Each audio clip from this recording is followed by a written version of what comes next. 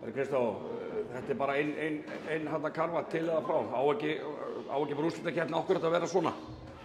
Jú, við vissum það náttúrulega fyrirfram að það er aldrei auðvelt að loka rimmu og fannst að gera rosalega vel, sérstaklega framan af að spila bara með hátt tempo og spila okkar leik.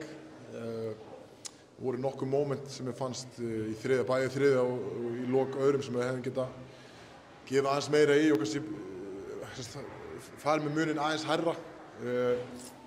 En mér leiði svo Njarðvík þegar alltaf hætti aldrei að gefast ekki upp og þeir að spila einn á erfiðum heimavelli og við leiðum að hanga í okkur og náðum ekki að slíta okkur almennilega frá þeim og þá verður þetta alltaf bara mjög 50-50 leikur í restina. Já, nákvæmlega, þá þetta bara 50-50. Þannig að fyrir utan leik 1 þá þetta allt bara mjög bara jafni leikir. Þess að ég spurði Finn, en ekki helviti líklegt að þessi 8 leikur verður bara nákvæmlega þannig? Jú, þetta verður náttúrulega bara spurning hvaða lið nær að fá þetta ekstra stopp bara og finna leiði bara til að aðeins að hægja á sóknarleiknum hjá SS, bara það sem annar liðið vill gera. Við erum búin að halda þeim undir 70 stigum síðustu 2 leiki og þeir koma og skora 91 stig í kvöld og það er náttúrulega bara allt of mikið.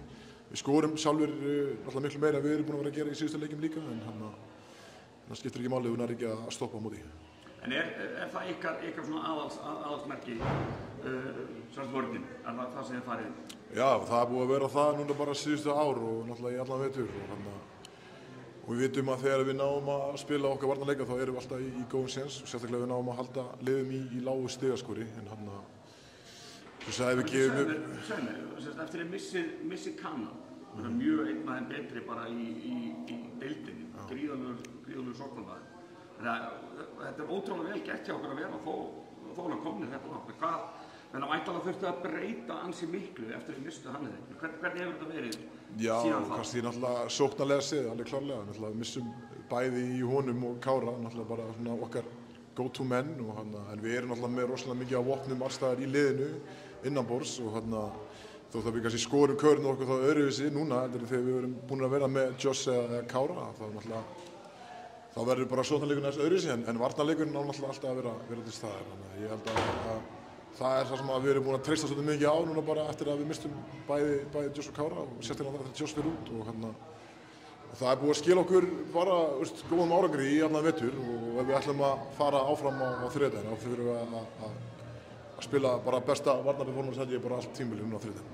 Ein spurning að lokum, sá hérna þú ert með góða kælingu. Það er eitthvað sem að hrjá þig, er þetta bara Nei, ég þetta er bara eftir átökin, fekk nef bara í leiknum, nýkomla og bara kæla og hugsa skrokkinn og svo verðum við bara að klára á þriðjudaginn.